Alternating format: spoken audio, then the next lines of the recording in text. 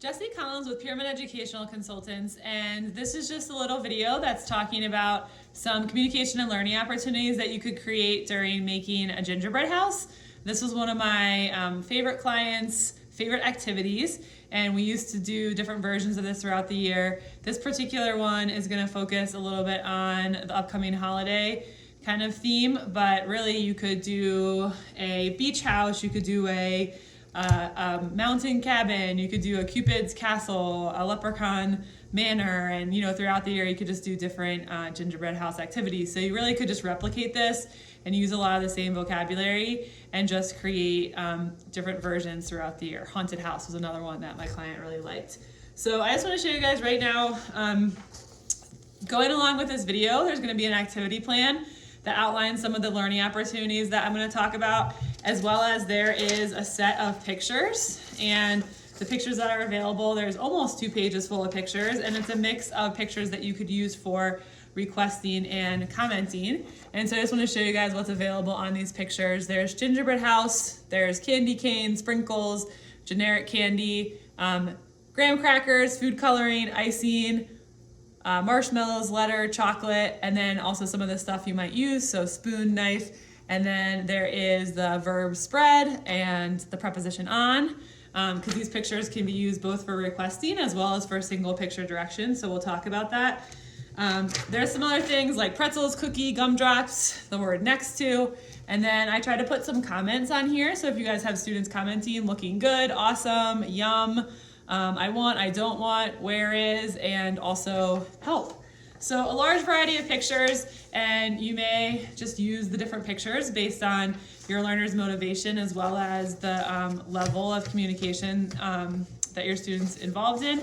We could also use these pictures for single picture direction following if you're working on that for your student as well. So these will be available with a video on our PEX USA Support at Home page, and they're free and available for download. So hopefully those will be helpful for you guys. So some of the ingredients that I have, just using some very simple things. So you can get a gingerbread house kit, or one of the things that I use, because I could just kind of replicate it or reuse these later on, even if they were stale, because no one was going to eat the gingerbread house, was just some type of graham cracker. It is nice to have icing. I do usually buy weight, because then if I had food coloring, I can mix up and make a lot of different colors of food coloring for the student. And then, I actually really like these types of sprinkle things, because you get a lot of different sprinkles in one container, different colors, things like that. And then honestly, any candy or snack that you have around that you could decorate with. Right now I have some gummy bears laying around. And then the one thing I wanted to share that's great to make this kind of academic, my client used to love letters, and she didn't really spell a whole lot of words, but one of the things we did work on was requesting or commenting on letters, and we would kind of just randomly use these as decorations. If you did have a student that was working on actual literacy or spelling, you could actually work on spelling words on the gingerbread house or things like that as well. So these are a pretty nice, cheap little decoration that are great and add some academic stuff in to the gingerbread house making.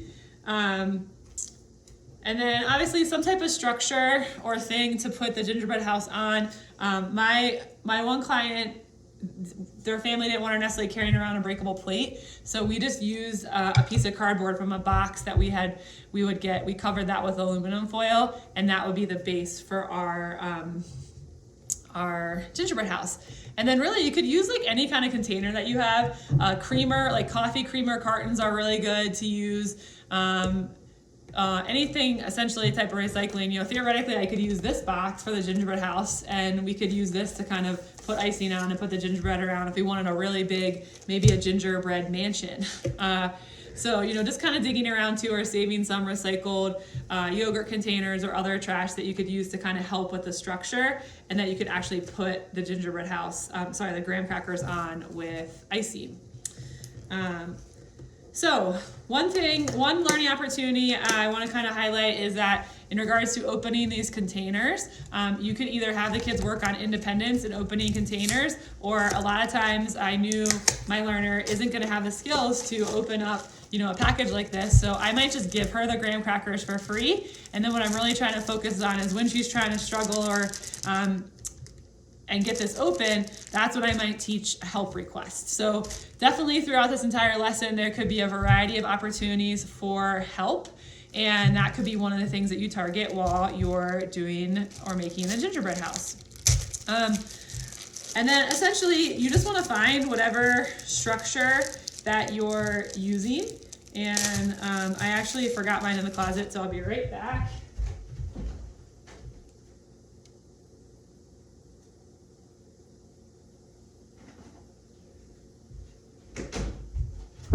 Okay. And this might even be a direction that you could give your particular student. Right now I have a pretty big box that I'm going to use. This is an old oatmeal box. So essentially you just want to get your kid to either request the icing or give them the direction to spread the icing, and you are just going to have them spread the icing onto the box, and then we can stick on the gingerbread crackers. Okay, so you would do that to kind of decorate the box and just get that first layer where you can kind of stick on from there. And then usually after that, I like to do some of the icing. So once we have the gingerbread crackers on here, instead of putting white icing on, a lot of times one of the things I like to have my students do is mix up a different color. And so this is where I might put a plop of icing onto a plate and then get the student to request a particular color. My student always really loved green. And so let's do that. And then you can put a little drop of food coloring in there and just kind of stir that up. And then it's kind of nice because we can have some almost like edible painting, some different colors that we can put on the gingerbread house. So then once you kind of mix up your colors with food coloring, you can use that to put it on the house. So again, you could get the student to request the icing. You could get them to request the spoon or the knife. You could just give them the direction either vocally or even with a picture direction. For example, if you held this up and said, okay, do this, and you put the icing on there, and then they would need to spread it. And that would be some different learning opportunities that you could do there. So the next step would be then you just have them essentially, ice the outside. And once you have that done, then we have that area ready to kind of decorate. And that's where, you could do different things. If you guys have a student working on counting, maybe I'm going to tell them, okay, you need to get 10 gummy bears, and they can count out gummy bears. Maybe I want to have them sort by color. So I have them sort, the different gummy bears by color, and we could even count how many red do you have, how many yellow, how many orange. We could get requesting. I could say, take the red ones, and then maybe we're gonna do a little bit of a Christmas theme here or something. So we went red and green, and I just was like, really let go of the final outcome of what the gingerbread house looked like. And it was really about the process and the learning opportunities during it. And I just let my learner decorate the gingerbread house in whatever way that she wanted. So again, you could work on, or getting like shaking out some little sprinkles, and you just can be as creative as you want for different communication requests. And then again, this is also an opportunity where you could have your student request a letter, or even tell them, hold this up and say, okay, find the letter Y, and they could take it off and put that on their gingerbread house as well. So there's really a lot of customization that you could do with this.